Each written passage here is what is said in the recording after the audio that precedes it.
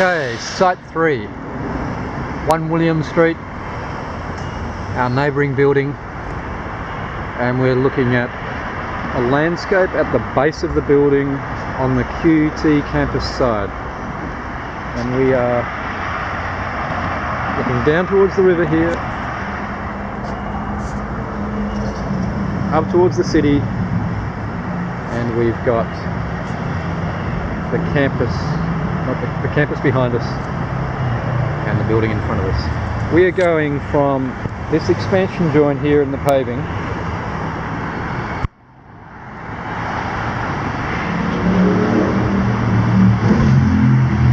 across to the circular seating area adjacent to the building, and then down to the expansion joint. We are looking at the planting. We're looking at the particular stone. We're looking at the honed concrete in situ paving. We're looking at the silicon expansion joints. We're looking at the retaining walls. We're trying to understand the depth of the soils here, bearing in mind there's a car park underneath here. We're looking at the issues to do with retaining the trees on site.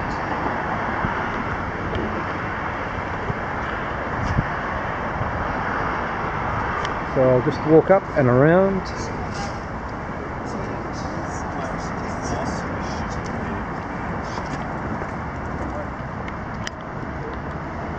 Intersection 1 William Street and Alice Street. And we've got here at the entry to this ramp this step-free route. Now the site to be measured starts here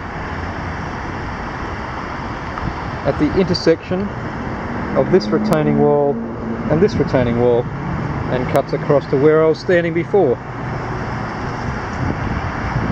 the expansion joint in the paving against the expressway entry.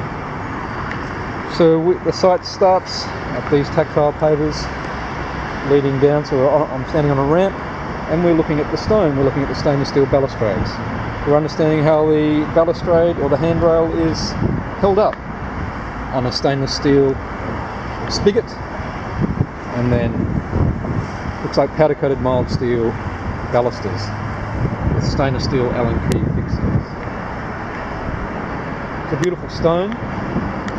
Again, we're understanding the soil depth here, the issues that they're having with keeping the trees in place. Looking at the surface here, which looks like a washed aggregate concrete, the expansion joints. We're looking at this stainless steel drain. We're understanding some of the maintenance issues here, some of the difficulties of machining stone to these sharp mortars. We are looking at the stainless steel skateboard restraints, these bronze plaques, and the way they're fixed, their shape and design.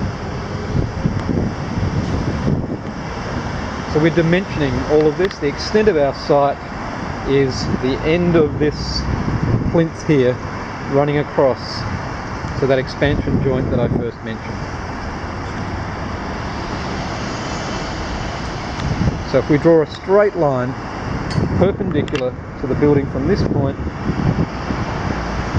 across to the building, that's the extent of our site on the riverside. And then we go back and we include this kind of comma-shaped landscape. And we dimension and study right to the very edge of the building. We don't study the building itself, but the very foot of the building there with its retaining wall. We look at the planting, we look at the reticulation. As I mentioned before, the stainless steel handrail. We look at some of these issues. Cracking of the concrete. You can see that moisture's getting in, potentially an issue with concrete cancer. That is corrosion of the steel reinforcing. So to mention this all up, understand how well it works ergonomically. These are seats People sit here. It looks like they come here and smoke from time to time. Does it work? Is it working? Half of the site is under cover of the building.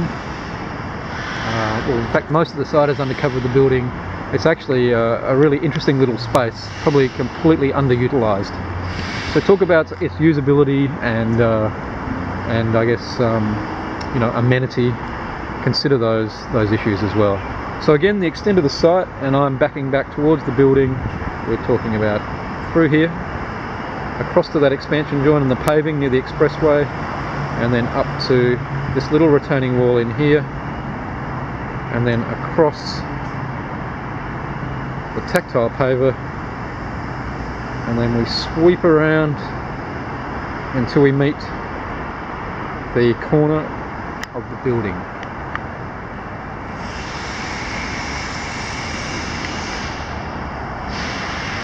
So we're looking at this area inwards. That's the extent of the site, Site 3.